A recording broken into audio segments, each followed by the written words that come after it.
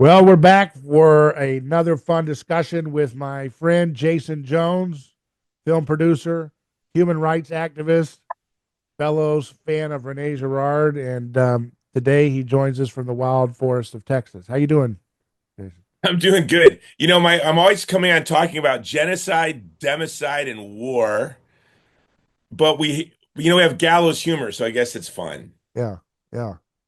So what is going on today? Because every time you come on, you're like the angel of death. You're pronouncing somebody else's suffering, and it's like, goodness gracious. Yeah, I picked the wrong career field. When I finished graduate school, I went to University of Hawaii, and then for grad school, I went to Hawaii Pacific University and studied military science and operational studies.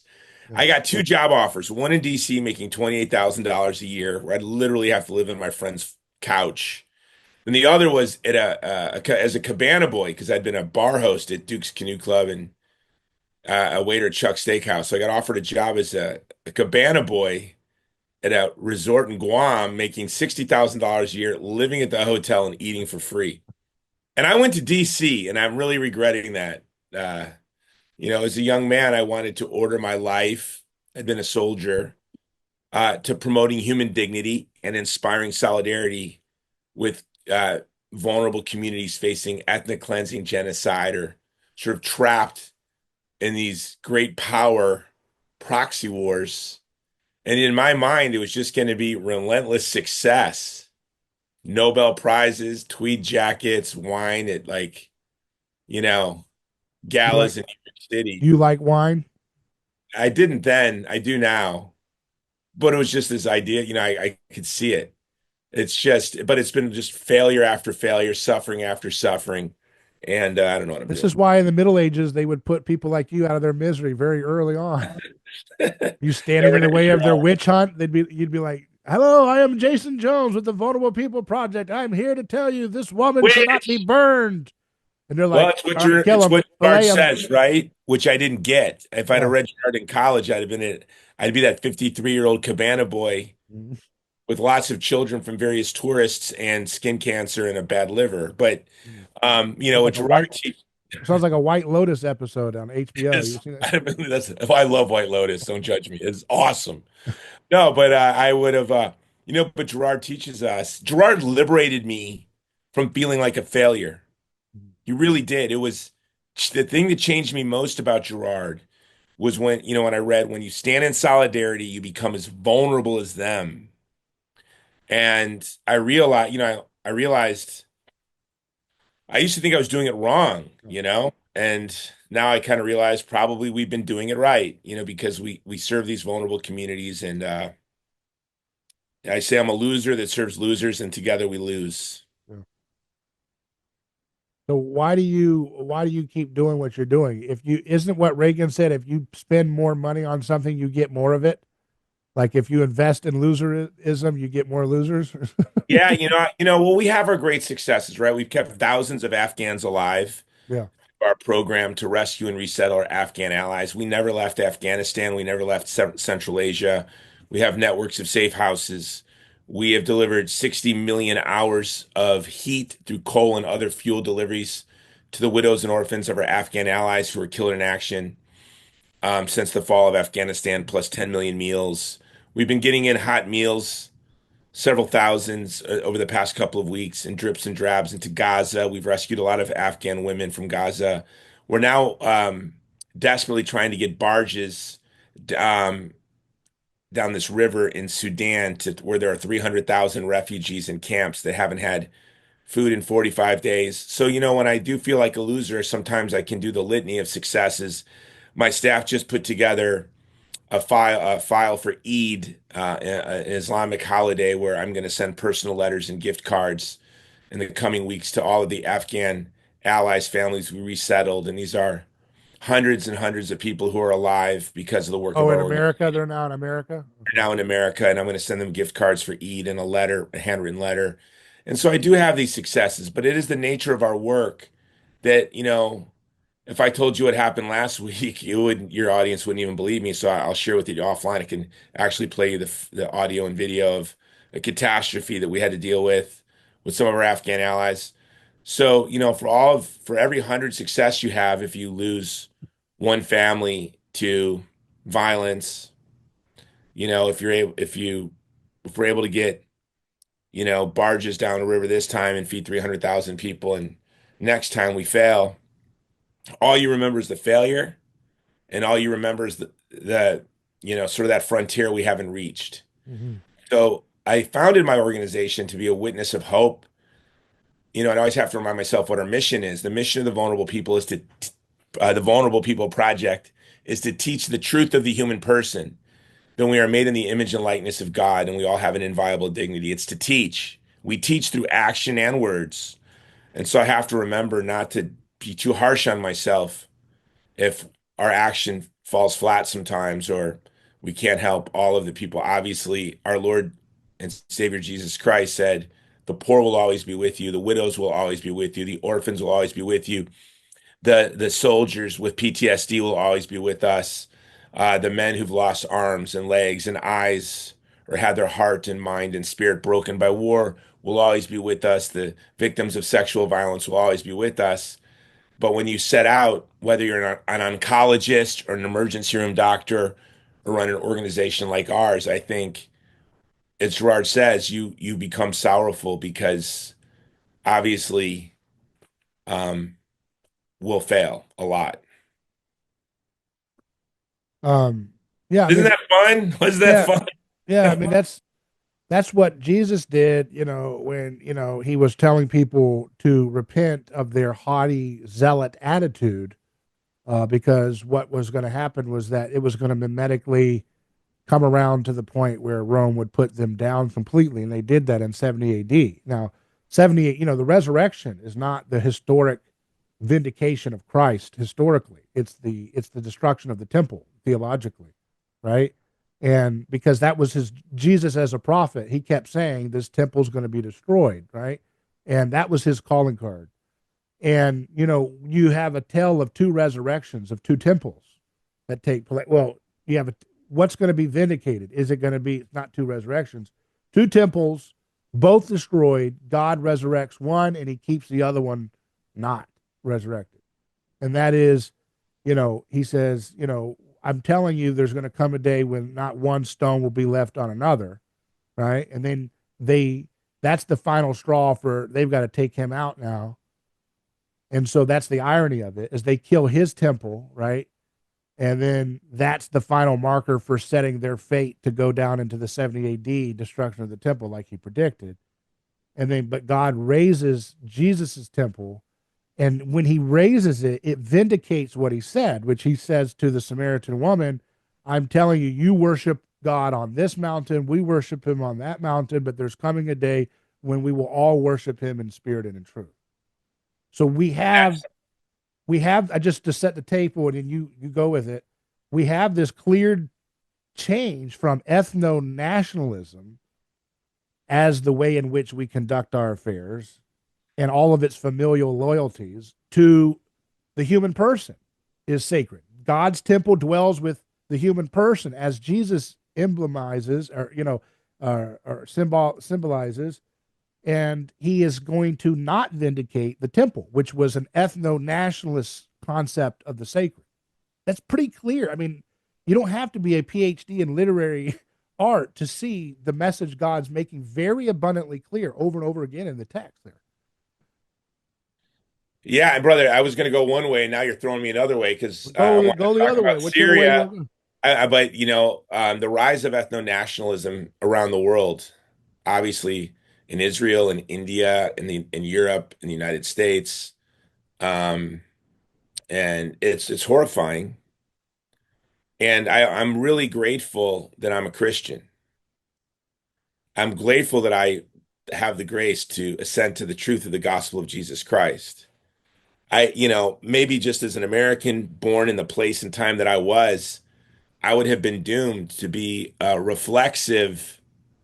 Um, I don't think I could have been possibly attracted to ethno-nationalism as I had, mixed race children by the time I was 18. I was a teen parent and I grew up in a very diverse neighborhood and moved to Hawaii at 17. And I just think I was inoculated from my life experiences to being seduced by ethno-nationalism. But even then, I kind of was. I remember, I think all young people really get into their ethnic heritage, and that can be obviously there are people looking to take advantage of young people's desire of the pious impulse to honor your ancestors, which is very wholesome and healthy, can be perverted into something very vicious and cruel. But I want to go back to what you said about why do I do what I do? And I've thought about this.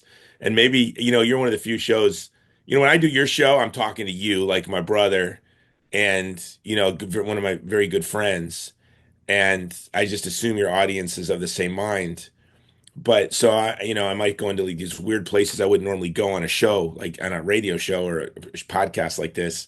I've thought about why I do what I do. The past 5 years have been very hard with my work in Ukraine, Gaza, Sudan, Syria.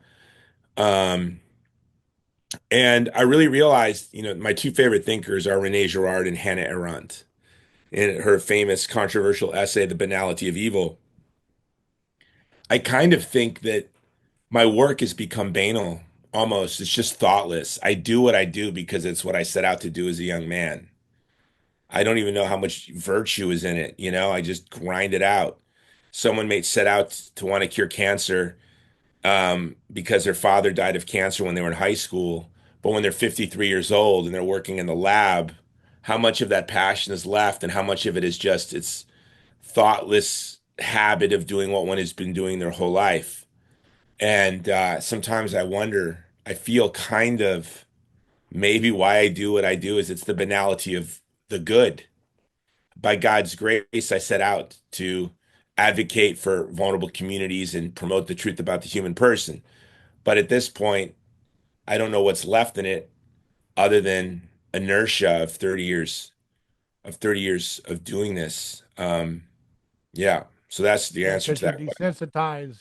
I wish I could tell you You're it's, desensitized. of, I wish I could give you some great humane speech. I will say I am very much addled by human suffering, and I take it personal. I take it personal and I get very much offended. We can maybe go back to the ethno-nationalism. The poor, vulnerable communities of the world. You think of Syria that has a GDP of like uh, between 11 and 50 billion dollars. How many Americans are worth more than that? And our economy is 20 trillion. You had the Western nations fomented the Arab Spring, which we all know we did. There's just no doubt. The Wikipedia leaks revealed the whole game. We have Timber Sycamore, Operation Timber Sycamore, where not only did we foment the Arab Spring, not only did we create the means of communication and provide them with the means of communication, um, through USAID grants to various organizations. We, through Timber Sycamore, we armed them. A country with $20 trillion economy is, you know, pouring money into a little country with a GDP less than like the net worth of probably hundreds of Americans. And they're helpless, funding groups like Al Qaeda and ISIS. In other words, just funding street gangs. It's when you think about it, Syria's economy is, what are we? A thousand. I think our economy is over 1,000 times larger than theirs. Imagine if there was an economy 1,000 times larger than ours that funded the cartels, the street gangs, um, funded propaganda campaigns that create disunity, to foment racial tension and interreligious hatreds. Atlantis, the country of Atlantis, with a $250 trillion a year economy, starts funding extremists across America, arming us, dividing us. How long would it take America to look like Syria looks today? Okay, so this is what we know. I assume most of your audience is conservative. We know thanks to Doge. We already knew thanks to WikiLeaks and thanks to Tulsi Gabbard, who by God's grace is now in charge of all of our intelligence organizations. We knew that we created the hell that is Syria. All right, it's a fact. And I recently had an article that had, I think, over 1 million views, and it's I think 1.5 million now on Syria. And I did what you should never do. This is the first time I've been on Twitter personally myself, David, because that thing went viral. So I started looking at the comments, and it's like rolling over a log in your backyard. What's under there is pretty creepy. And I see a lot of quote unquote MAGA people, conservatives, saying, not our war, not our business. We should stay out of it. Let them all kill themselves. They're all violent fanatics. No, no, they're not. I go there. I've been there. These are not violent people. We are much more violent. I am much more violent temperament. It's a very peaceful. The Middle East is like Sleepy Hollows knit together. Do they have problems? Yeah, their problems are the problems of Sleepy Hollows, tribalism, things like this, little, battles between families and communities. And it's not like mass violence, industrial violence like we see in the West. They don't jump out of planes and fall into other continents to fight wars. That's what we do. But this is what's been happening. And now this week, David, we see that what people like myself have been saying was going to happen since 2011. In fact, in 2011, we launched the I am a Peace Firster campaign condemning the United States' meddling in Syria, fomenting the Arab Springs, promoting wars that have led to nothing but open air slave markets in Libya and hell on earth in Syria. And now, this week, we don't really know what we saw. So I don't know if you want to talk too much about what happened in Syria, what people are saying to what's happening on the ground. I don't know where you want to go from here, David. The only thing I saw was a video of some, I guess, radical Islamists were like picking on a guy, riding on him like he was an animal, and there's like a dead body next to him on the road. It looked pretty disturbing. And I think that's why people online, I'm not saying they should, that's why they have that mindset. Just let them all fight. These guys are, because it's kind of alien to, I guess, what they think is Yeah, I mean, I don't, it's because we vaporize people with 2,000-pound bombs we drop from planes. right. And this is a very ugly, intimate kind of violence. Obviously, it's nothing like compares to Gaza, right? What's happening now is horrific, but it's nothing like what we've seen in Gaza, but it's horrific. And so here's what has happened. Okay. Um, Alawite, uh, Assad loyalists launched coordinated attacks against the present regime. I don't know what we want to call it. Jelani's forces, HTS, and they responded, and in some, brutally and indiscriminately, and killed lots of civilians. Now, I've been one that's been writing. I think my first article on this came out in 2011, where I said that Al Qaeda or ISIS would come to power. And in Jelani, we definitely see an Al Qaeda affiliated leader that has come to power. Um, and but the Catholic and Orthodox leaders there are actually hopeful. And then just today, the Kurds sign agreement with this present regime. Um, Jelani has pulled his forces back from the Alawite areas, and it appears that he is actually punishing his own soldiers who committed indiscriminate acts of violence. Now, you look at Israel, for example, when the snipers killed the Christian women, when they bombed our churches multiple times, there was no penalty. So this is a hopeful sign.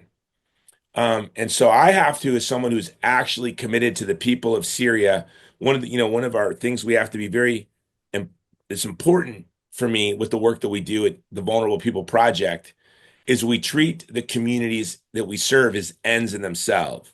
So as someone who's been an ultra critic of HTS, um, and an ultra critic of their predecessor, um, the Al Nusra Front, which is Al Qaeda's Syrian branch, and criticizing the United States for funding them. I will say that it looks like there is a chance that there can be stability and peace. Mhm. You saw, we can only assume who is funding it, but the internet, socials was flooded with propaganda, making it look like these were targeted attacks against Christians. That were not. Christians were killed and brutalized. They were brutalized in attacks on the Alawite communities. These were indiscriminate, vicious, horrific attacks. But it seems as if they're trying to gear us up for more war in Syria, more war in Syria. And that would mean that MAGA, if we fell for this, um, we would actually, what the Christian leaders in Syria are telling me. In fact, I shared something very early on um, from a source I respected on mass slaughters of Christians. It was a video from years ago. Someone shared it like it was new from a respected source. I reshared it, and a bunch of Christian leaders that I know in Syria pounced on me and said, I'm making things worse. Stop sharing fake information. So we do have to be very disciplined. And so what is our role in all of this? And I really don't know. I'm going to be writing about this in the coming weeks, but we have to acknowledge that our government with the Western nations and Israel are responsible for amplifying the grievances that became known as the Arab Spring, that toppled regimes, led to chaos and violence, and empowered the most extreme elements of these societies. We know through WikiLeaks that this is a fact. We know through Operation Timber Sycamore that we armed the worst elements of these societies. People will say, well, we had nothing to do with the fall of Assad. Maybe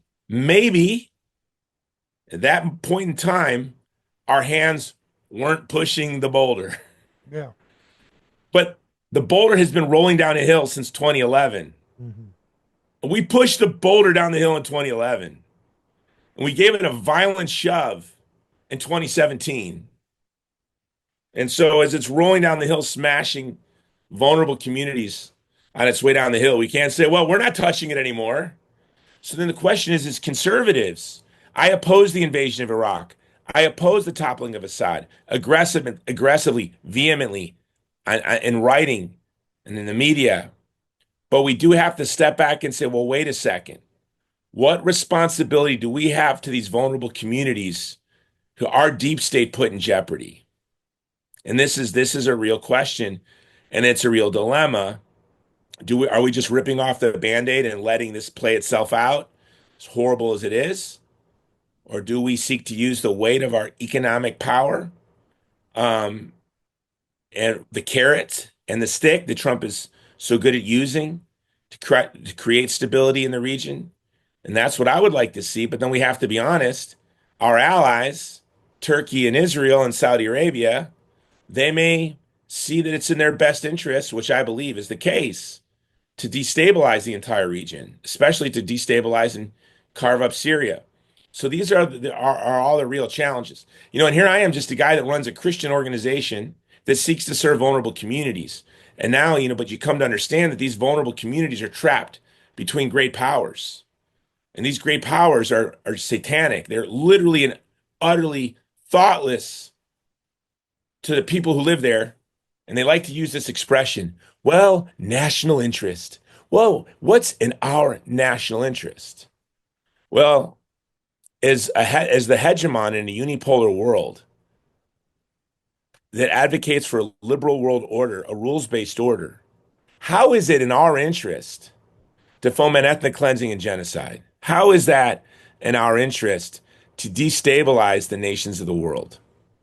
I don't believe it is. And as a Christian, it's definitely not in my interest to be a party to that kind The of. problem with all of this is like you have this tension between like within the, let's say, people who are not totally completely brainwashed into stupor. You have the principles crowd, and then you have like the pragmatic, I like to get power and practical things done crowd, right? Yeah, And the principles crowd says you shouldn't do this. But the pragmatic and people who want to have power to beat the nihilists on the left say, well, you got to do what you can. Don't let what's that saying? Don't let the perfect be the enemy of the good. So Jason, this is just the real politique. You cannot, look at what Trump says. He wants the killing to stop, in Ukraine and other things.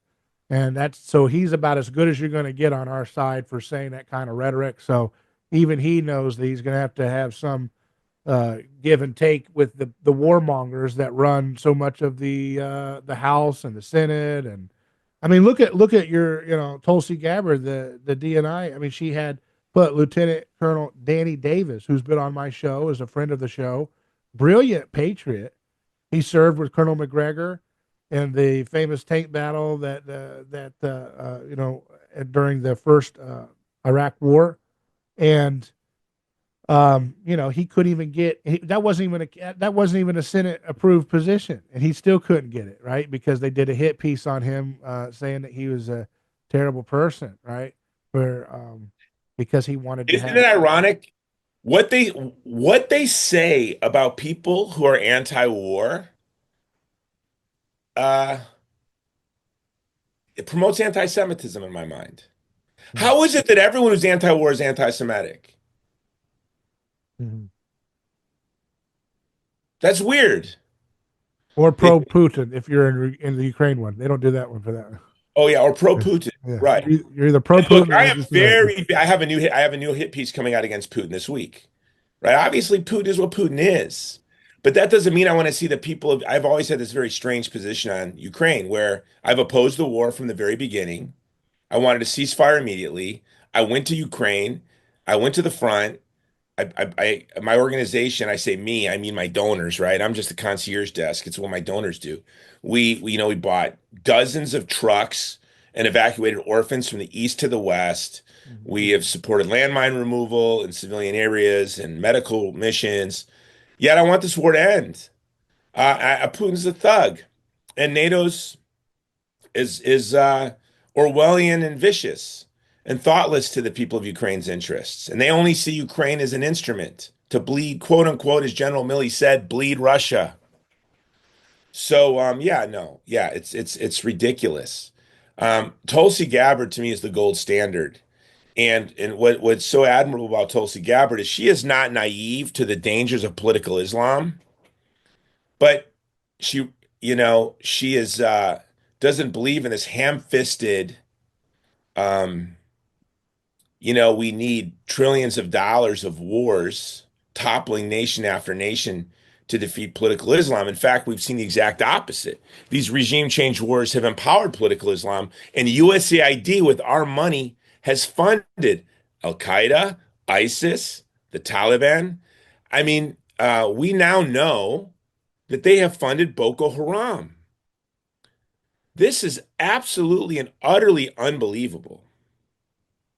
This Americans have to be, one of the most important projects that we have at the Vulnerable People Project is hiring armed guards and installing cameras at churches in the last synagogues in African countries where they're subject to radical Islamist extremism.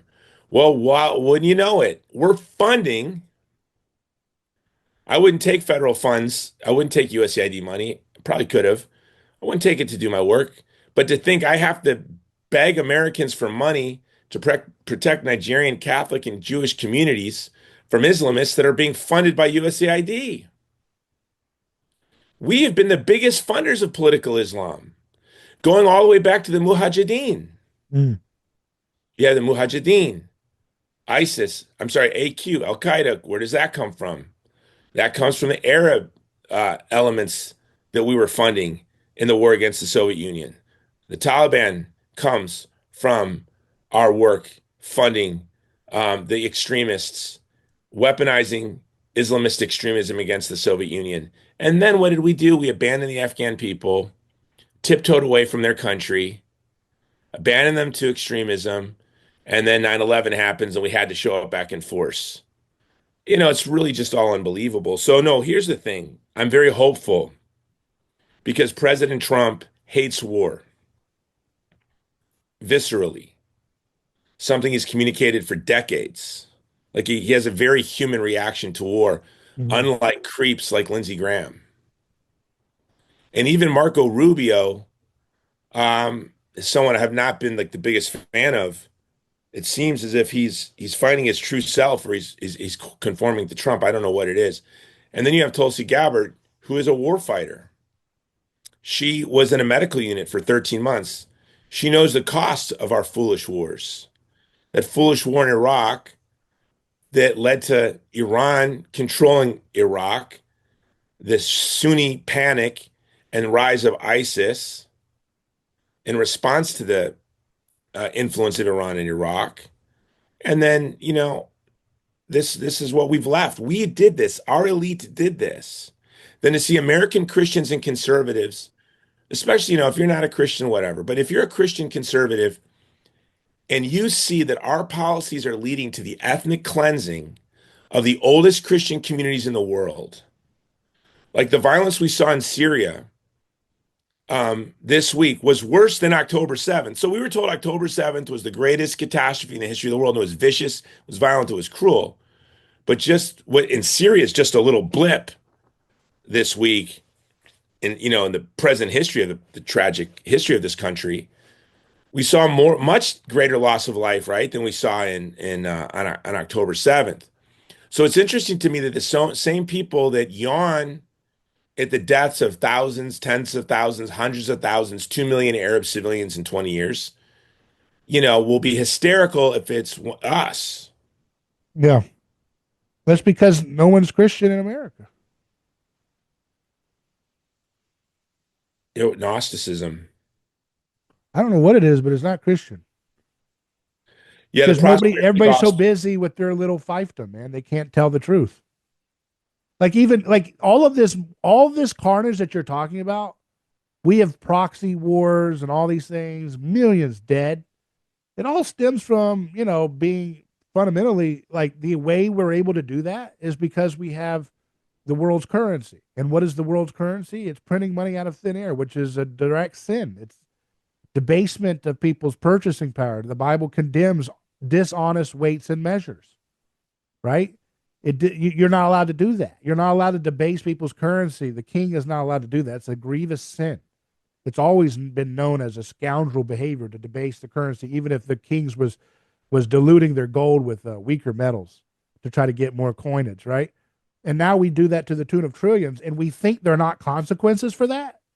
We think we can yawn when Ron Paul warned us since the 70s to stop doing this. This is a sin. He didn't say the word sin, but that's what he said. It's unjust, immoral. You do that for decades, you're going to kill millions of people with that kind of insane satanic power to create wealth and force everybody to accept it at the barrel of the gun. You will kill millions of people, and the consequences of that will be clear. And people don't care because they're not Christian. They go to churches that shut their mouth every Sunday and preach a defanged and neutered gospel that doesn't talk about human personhood, that doesn't say a Syrian life is just as valid as an American life, just as valid as an Israeli life. They don't do that. Nobody does that. They're all stuck in their little fiefdom. You're either a leftist Christian denomination or a moderate milquetoast one or some radical MAGA preaching one, but you don't tell the full truth. You just stay in your little fiefdom. You preach to the choir. You don't want to rock the boat with your donations or whatever it is. And we don't have Christianity alive in America. You cannot do anything. So Jason, you're always going to be fighting an uphill battle until there's a revival of Christianity in America. That's it. It has to come from the pulpit. That's what Alexis de Tocqueville said, right? He said the key of America was in the pulpit. And he said that's the secret ingredient that made their individualism and their collective obligation to their neighbor work. He said, I couldn't figure out. They have these civic ties and organizations, and then they have this rugged individualism. How does this reconcile? And he said, I found it in the pulpit. And that's because that's where the Trinity is, the one and the many. Now, he didn't say that part because he wasn't doing theological stuff, I don't think. But the point, even Rene Girard loved de Tocqueville. Rene Girard incorporated his ideas. He was just being a good Frenchman, But the point is that, that's it, man. That's the elephant in the room. We can talk about MAGA doing this, but look how feckless even this great victory. I mean, God spared Trump's life, and he can't get Danny Davis a job. I mean, what else is? I mean, you get this. He was about to go to prison for life. God gave him this miraculous victory, and still look at how hard it is to claw any kind of moral principles or dignified people into administration. It's like pushing a boulder uphill, even with the House, the Senate. That shows you how wicked and corrupt And this what nation. happens when we lose the House in 2 years, which, you They'll go know, back to pretending to care about spending and stuff, right? Like yeah. they used to. Well, yeah, and you want to talk? This was I don't know why I was up at like 4 in the morning reading. I don't even know what I was reading, Church Fathers or something. And but I was thinking about this documentary I just saw, No Other Land on the West Bank, and I encourage everyone to go see No Other Land. Where's it at? Is it on? Well, in Miami, the mayor's threatening to revoke a theater's permit to have a business because they showed an Oscar Academy Award winning documentary. It just won the Oscar for Best Doc. Now the mayor of Miami is trying to close a theater for showing a documentary that won the Oscar. Mm. Can you imagine? Wow. Can you imagine Yeah. these woke Republicans that they're afraid of free speech? I tell you what, I saw it at my local theater. It only was here for 3 showtimes, all in the middle of the day. I took my assistant, but I couldn't get it out of my mind. And so last night I just tweeted this. I was thinking, what's wrong with us? We know it's Gnosticism, especially the evangelical church. They're so Gnostic, they don't even know they're Gnostic. Hey, and if you're watching this show, I'm not a Gnostic. Were you so excited about the red moon yesterday because of something Pastor Hagee said? You're a Gnostic. So this is what I tweeted. The prosperity gospel is a visceral rejection of Christ's poverty, driven by a deep aversion to his suffering. In the end, its proponents inevitably abandon the widow, the orphan, the refugee, the disabled, and the poor. And I could go on. The Palestinian, the Congolese boy mining your cobalt for your car, the Jew in Africa or India or other places that don't fit your narratives, the child in the womb. Sooner or later, the prosperity gospel is going to drive you away from the Uyghur because we need them assembling your Tesla, right? Or putting together your solar panels. Sooner or later, and even on the left, we hear the left say, we need open borders. Who's going to do our dishes and pick our produce? They openly admit that the open borders policy, and this is where we as Americans, we're like bipolar. We're a vicious couple, the left and the right. Together, we're an insane couple. I might write it, I'm a filmmaker. Your audiences know this. Maybe I'll write a movie about a couple where the left and the right symbolize the American, the married couple symbolizes the left and the right. You have the left advocating for open borders, pretending they care about the migrants. But reality, wink, wink, it's so we have 13 million people in an underground economy we can exploit. And then when the right finally gets fed up with the excesses, like all of us know somebody's kid who's died from fentanyl. All of us do. That's insane. And then we react and blame the migrant that we lured into exploit.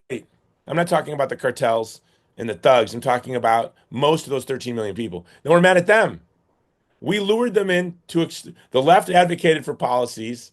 Soros literally paid their way here, gave them cell phones, and said, walk that way. And then they get here, and then, we blame them for what we did to ourselves. Mhm. And we benefited from it. Same thing with their foreign wars. In Syria in 2010, their economy was much bigger than it is now. It was about 0.4% of the US GDP. Their GDP collapsed by 80%. Well, ours has grown by 40% since 2010. What do we do in Syria? We destabilized the country. We fomented a civil war. Then if that wasn't enough, we imposed sanctions and destroyed their infrastructure. And now we go, not our business. Not our business. I agree. It wasn't our business to destabilize that country, to arm the radical elements of the Civil War, to destroy their infrastructure, and maybe putting sanctions on it wasn't the best idea, but we did all of that. And then now when Christians and Alawites and others are being slaughtered, we go, not our business. Now, I'm not saying we do more of the same. We don't arm more rebels. My son fought in Syria and Iraq. My son fought in Syria and Iraq because of policies I opposed.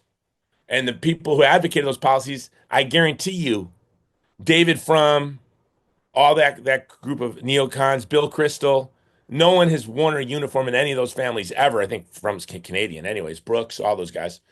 I oppose the war, but like every male member of my family, we serve. My oldest son served. My youngest sons will serve. I don't want to send our boys back there. But you guys don't you think you got to starve the beast if it's satanic? Yeah, we have to starve the I'm beast. saying like don't put your family members in it when it's but diabolically against the image of Christ. Like Well, it, my sons have very strict, I mean, they're or adults; they can do what they want to do. But I think churches need to start saying, "Hey, man, maybe we should we consider might our be to kids that this." point. My oldest son said, "Dad, why do you really encourage us all to serve when you've opposed every war in your lifetime?"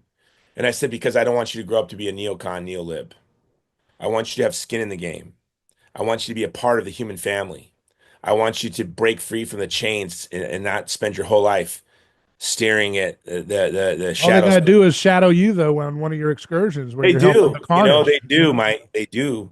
I'll be going to some interesting places this summer. And I just came back from the Middle East. My son came with me, and part of that trip when we were bringing trucks into Gaza, I didn't bring him. He didn't go into Gaza, but no, they do go with me. And I want my son. I want us to have skin in the game. I think the problem is we're governed by people who have no skin in the game. People that will sign bombs, but they go to Israel and sign bombs, Yeah.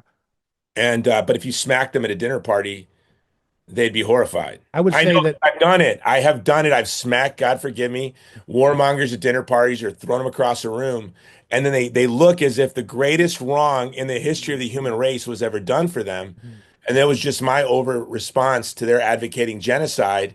And they can say things like flatten Gaza, but then when I throw them, out the door, literally, I'm some kind of barbarian. And it's because these people have never had skin in the game. They've never smelled burning human flesh. They've never saw a child with a little hole in the front and a big hole in the back.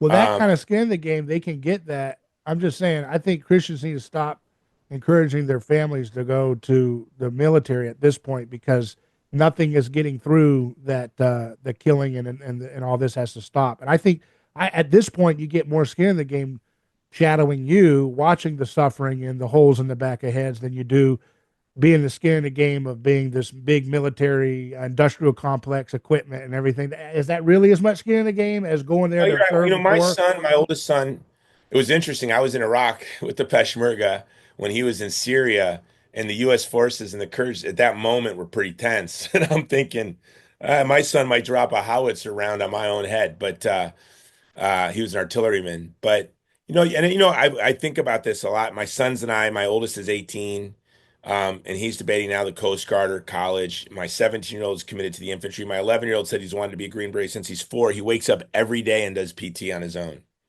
His room is filled with field manuals and he studies. So, look, my goal is that all my boys work for me and with me in my work. Um, but you're right, that we may have reached a point where it's not prudent that my sons uh, go in the military.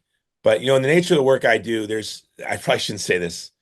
I really don't. My least favorite type of person is the man who didn't serve in the military, but builds his identity around being really pro-war and a big fan of the military. Those guys. Yeah. They wear grunt wear. They have a tactical watch. They're on testosterone replacement therapy and they're 54. They didn't even start lifting weights till they were 50. So now, they're a little buff with their grunt wear shirt, their tactical watch, and they've never seen a war they didn't like. And they talk real tough and they tweet even tougher. And they love war so much.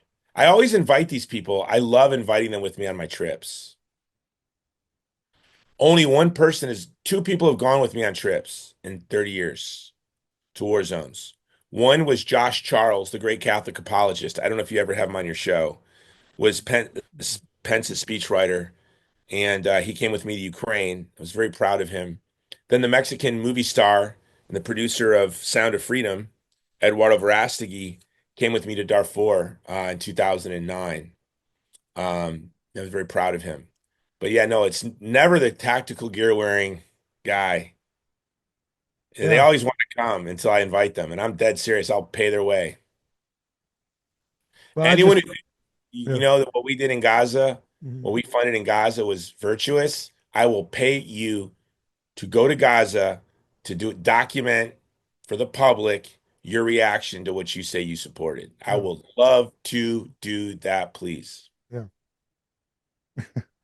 Yeah. I mean, I guess I'm thinking about Ron Paul next week. I'm going over to Texas to see he's got an event going on there. And I remember in 2008, he did his rally for the Republic across the street from John McCain's nomination in the GOP.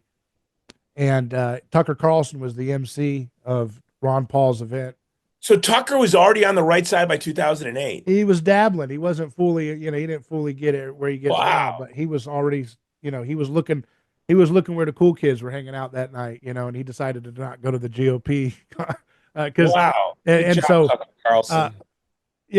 my point here to say is that, with the Rally for the Republic at the end, Ron Paul had that famous song about the Universal Soldier. Have you ever heard that anti-war song?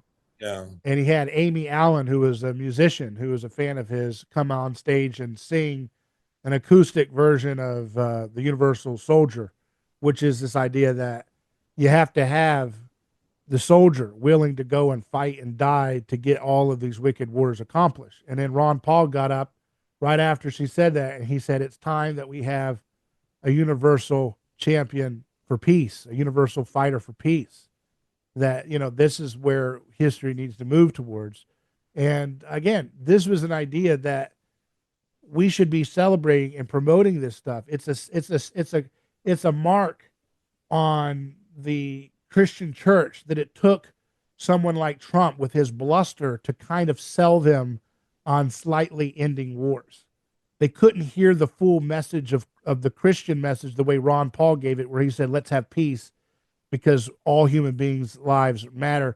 They had to have it with the machismo to swallow that medicine. That's a blight on the churches, that they have not been able to do a better job at catechizing their communities to be more Christian, right? Because my point in starting this conversation earlier with you about about the vindication of Christ's body versus the vindication of the temple is that that's everything about the Christian difference, right? And if you don't understand that, you really haven't been preached the gospel at your church. If you don't understand that, if you're making equivocations to call somebody less than worthy of human life, when you go to just think about it. When you go to an event at your church and you see children playing in the aisles, you cannot earmark and say, well, other people's children in Syria or Gaza or Israel or wherever else, Ukraine, Russia, those little children's lives are just not quite as important.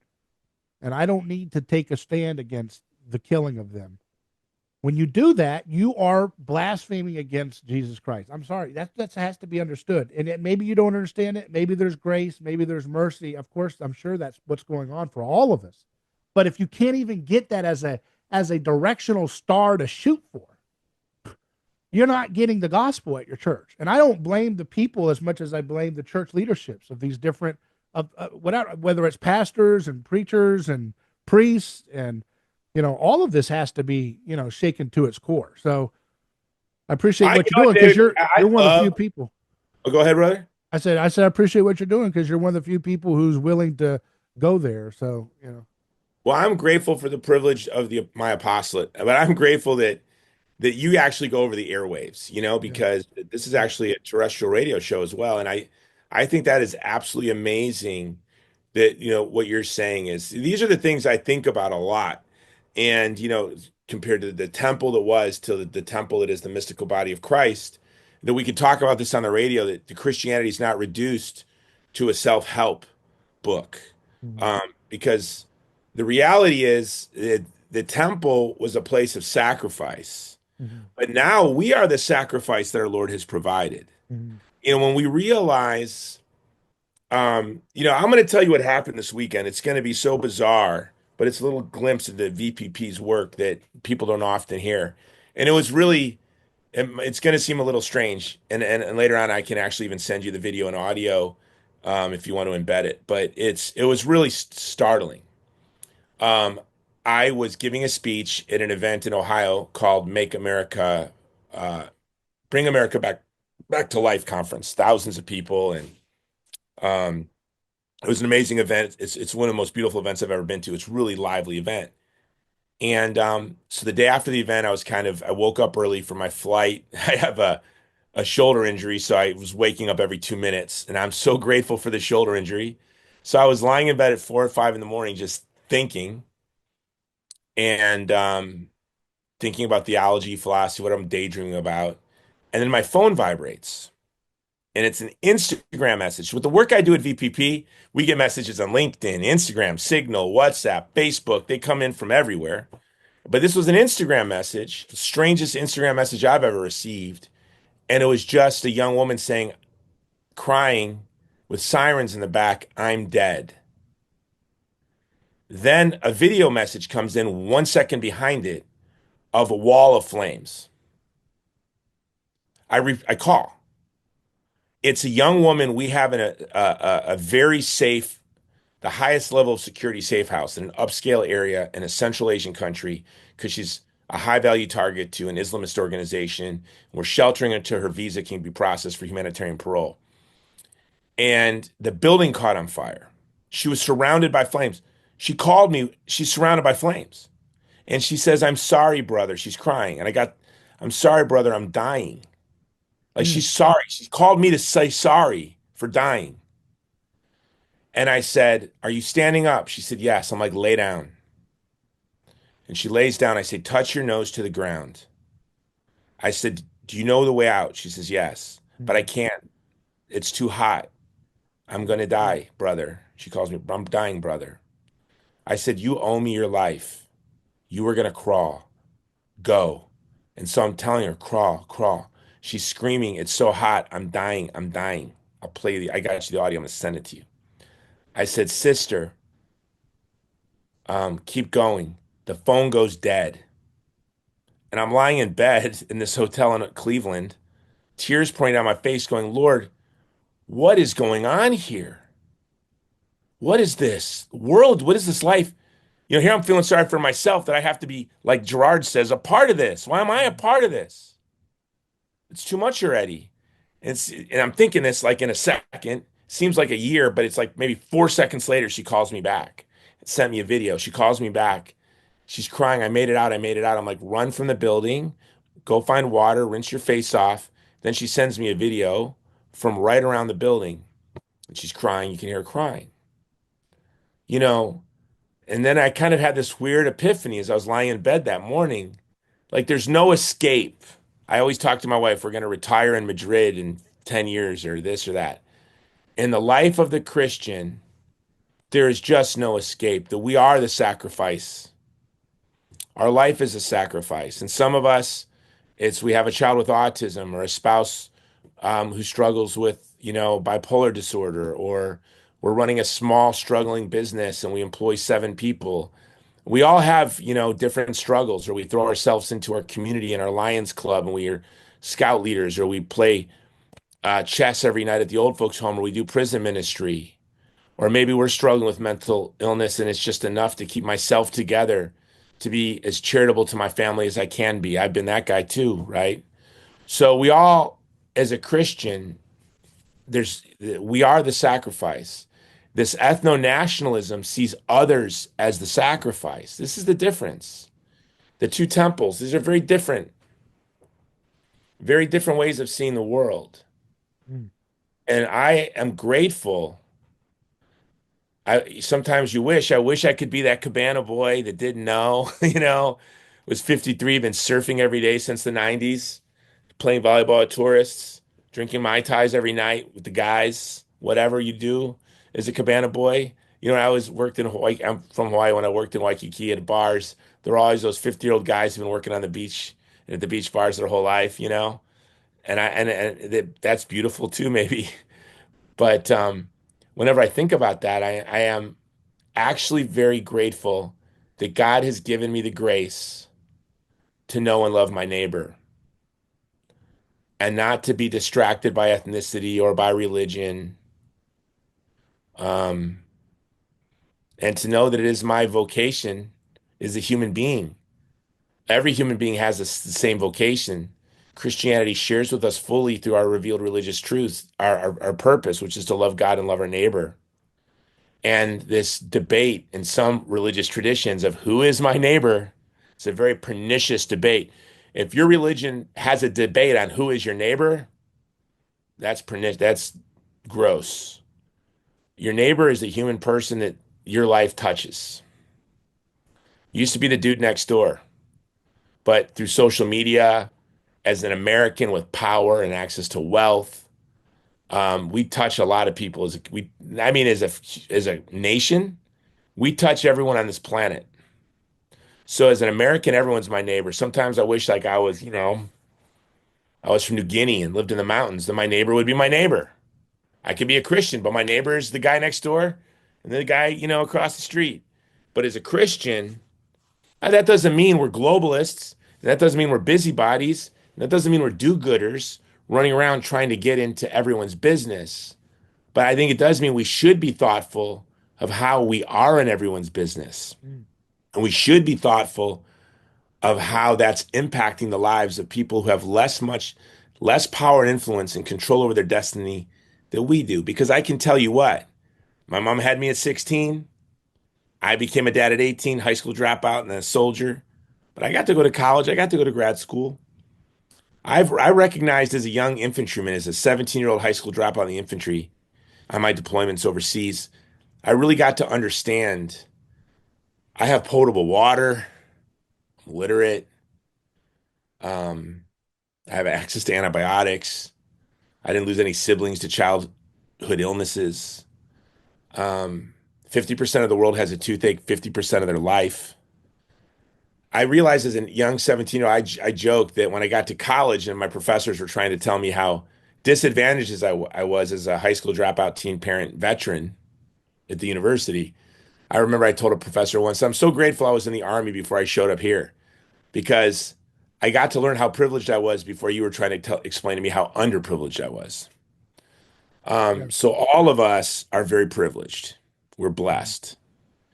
And I think it was Spider-Man that says, what is it? With great power comes great responsibility. And we're the most influential Christians who've ever walked the face of the earth. That's that's a burden, but that's the truth. Yeah, you can reach a lot of people, just doing a podcast or whatever, or a Facebook post or You whatever. saw my So, podcast this week, in my article this week, like reached over 1 million people.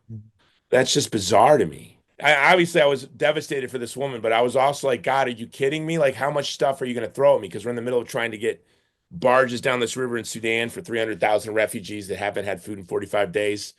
We're dealing with Syria and Gaza. And then how this, about Congo? Are you guys doing stuff with Congo with those 70 Christians being beheaded we violently? are, yeah. So we have this program. Our website is it's vulnerablepeopleproject.com. And we have a program called the Vulnerable Parish Project.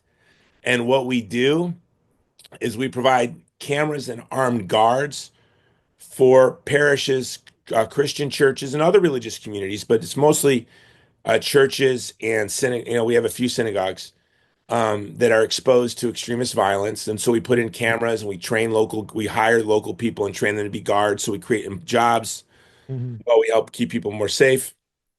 And we're greatly expanding in Congo. We're greatly expanding in Nigeria, and but it's like whack-a-mole. We expand in one country and then another country erupts, and we expand in that country, and we are a small Christian apostolate. And if you're not a Catholic, what is an apostolate? It's the apostolic work. It's the work of the Christian community. As lay Christians, we do have a role to play in the works of mercy in the world, and we do it primarily to teach people the truth about who they are. And then when they ask themselves, we don't proselytize. I used to say metaphorically, we don't share the gospel of Jesus Christ with people who are pulling out of burning buildings. Like that was what I would say. And like last week, where I was in a hotel in Ohio talking a girl out of a burning building. We don't think it's appropriate or we don't think it's appropriate when a community like the Yazidi are facing ethnic cleansing to take that moment as we're rescuing them to share the gospel of Jesus Christ with them with words. Yeah. But we do it through radical, courageous acts of love with fortitude. We do not leave the communities we serve ever. And, we do, and we've seen this. They ask themselves, why are these people doing this for us? And they come to see it's because we're Christians. And I would say it's only because God has given us the grace to do it, but also our faith teaches us to do it. Tells us that they're made in the image of God. Like the Yazidi community is a community I love so much. And in the Middle East, because their religion is pre-Abrahamic, In fact, there are some historians that believe Abraham comes from the Yazidi. So their religion is not an Abrahamic religion, but Abraham was possibly and probably of the ethnic people that became known as the Yazidi. And it's they believe in these emanations of a numinous reality that present themselves as angels. And some of these angels make Abrahamic religion people uncomfortable in how they're presented, and they're demanded to perform. That part of the religion is to perform. Um, they have to give offerings to all these angels, and so Christians, Jews, and Muslims in the Middle East will not, as a rule, obviously not everyone follows, but as a rule, will not eat anything a Yazidi picked or touched. So one of the things I love to do, inspired by Paul, is whenever I'm with the Yazidi, I'll eat off their plate. Oh, you can eat that? Can I have that? Hey, you want some of this? And oftentimes they will tell me, when you're in Iraq, they'll say, "Oh, you cannot eat this. Why can't I have this?" "Oh, because I'm unclean." They'll say that they're unclean. I'll say, "Well, no, you're more clean. I'm not clean. You're clean. I can eat it. You want some of mine, or am I too unclean?" And they look at me like, "Is this guy crazy? Someone needs to read him the rules." But to me, just little things like that, eating off of someone's plate, to me, um, is a way to share the gospel of Jesus Christ without using words. Yeah. And can I use a bad word on your show? What is it? Go ahead. Well, I mean, if I say it, I'm using it. It's Okay. not that bad. It's not like the F word. Yeah. Go ahead. Um, Sometimes I do a spiritual exercise where I'll lie in bed and I'll think of theologies of the world, God, man, and the world, and my neighbor through Islam or Hinduism or Buddhism. Sometimes I think of it, as an atheist. And then I ask myself, how would I order my life as a Hindu, as a Muslim, as a Jew, as an atheist? At the end of the day, I would say the only way I want to live my life is the way James says, that pure religion is caring for widows and orphans. That's pure religion. And I boil it down to this for those who aren't Christians. At the end of the day, God, no God, if there's nothing but a dark, cold, empty abyss, at the end of the day, I want to live my life not being a dick. That's it. I do not want to be a prick. I do not want to I do not want to trample and live a beautiful, rich life while walking over the weak, women, children, orphans, the disabled, mentally, physically. I don't want to do that. Look, you cut me off in traffic, I'm going to be a prick, I have moments where I become a prick. But I just, I really boil my religion down to this. And in a way, I think that's what the gospel is. Like, the religion that is pure is loving widows and loving orphans. And what that really is, it is saying being a sacrifice. Because loving widows and orphans is not easy. Because you love them once, and guess what? They call you, Mister, I need help again. Mister, you know, you help a drug addict. They're gonna lie to you. They're gonna try to take advantage of you. They're gonna gaslight you. We all have those family members who are like that, or maybe we've been that person in our family. We Well, know that we've been dishonest or we've gaslit our relatives. but And typically we the know, thing that yeah, the thing that makes people widows and orphans is war and losing a war. So you're standing on the side of people who've lost a war in a lot of those scenarios, or pestilence or disease or poverty. It's the stuff that, all the ancient religions said that if you lost a war, if you were poor, if you were sick, right, or diseased, that means the gods hated you. But Christianity says no, God loves you, and He has a okay, particular love for you because of your suffering. He wants I to. mean, that's amazing. I didn't become a Christian until I was in my late 20s. I don't remember when I read the gospel. I was an Ayn Rand objectivist, raised with a brutal prejudice to Christianity. My parents weren't Randians. But my grandfather was a Scientologist who was viciously anti-Christian. And I remember the first time I read the New Testament, I said, God, if you're out there and this isn't you, you're not even this good. Like, it was just too good. And I thought, how come Christians never presented Jesus Christ to me this way? Yeah. I thought of Jesus Christ as a weak, non-judgmental hippie. Then you read Paul. Don't you know that you're going to judge the angels in the world? Are the kings and angels, I think he says. How much more should you judge the matters of this world? How many times do people tell me when I'm advocating for this community or that community, don't be so judgmental, whatever. Mhm, mhm. I will judge. I will say that it is wrong to enslave Congolese children, to harvest cobalt so you can feel like you're driving a green car. Yeah, I think that's wrong. I think it's wrong to say you care about migrants, to foment and to advocate for open borders, which lures millions of people into an economy where they'll be exploited. In the richest country in the world, they'll be exploited without the same workplace and legal protections as the rest of us. Yeah, I'll judge that. I'll judge destroying the child in the womb. I'll judge that. I'll judge dropping 2,000-pound bombs on civilians in Gaza. I'll judge that. Of course I will. You tell me I can't judge that. And by the way, Jesus never said don't judge. He said don't judge like a hypocrite. And I remember, being a Randian and reading Aristotle. When Christians would tell me not to judge, I would say, "Who said that?" And they'd say, "Jesus." I'm like, "He did. He should have read Aristotle." You cannot use a concept to refute the concept. And telling me not to judge is to make a judgment. And Jesus didn't say that. He just said, "Judge not like a hypocrite. Take the board out of your own eye so you can take the speck out of your brother's eye." And by the way, the only reason I want to get the board out of my eye is so I can help my brother. If the world was a utopia, I'll be drunk. I'll be living above a bar in Costa Rica. When I wasn't drinking, I'd be surfing. So thank God for the board in my eye and thank God for the speck in my neighbor's eye. If my neighbor didn't have a speck, I'd leave the board in my eye all day long. I think we probably all feel that way, right? We could live with the board. I could live with I like my board. Actually, my sinful inclinations are I like. So why don't I just leave that board in my eye forever? Well, if I leave that board in my eye, then and it leads to scandal. How can I effectively advocate for the civilians in Gaza who are being starved to death? Because people will call me a hypocrite. And so I really want the board out of my eye so I can act on my judgments on how innocent human beings are being abused. And I can do so in a way that's useful. vulnerablepeopleproject.com, Jason Jones Show on all podcast platforms. Anything else you want to leave us with? No fun. We were supposed to have a fun show. We got all serious. Yeah. We were going to talk about wrestling and Muay Thai. Yeah. You and I, people will not know this. We're fun guys. We were talking about how we went to a boxing match. Yeah. Yeah. We have fun, but this show just took a bad turn. I blame the host. We got pretty serious. It was not a very lighthearted show. We'll have to do a fun show one day. Yeah. Let's do that. Well, look, if we get it to the new heavens and new earth, we'll have eternity to have some fun shows. Okay. All right. In eternity, I want to challenge you Muay Thai versus wrestling. Okay. I'll put you in the claw. Yeah, you put me in the claw and I'll elbow your head.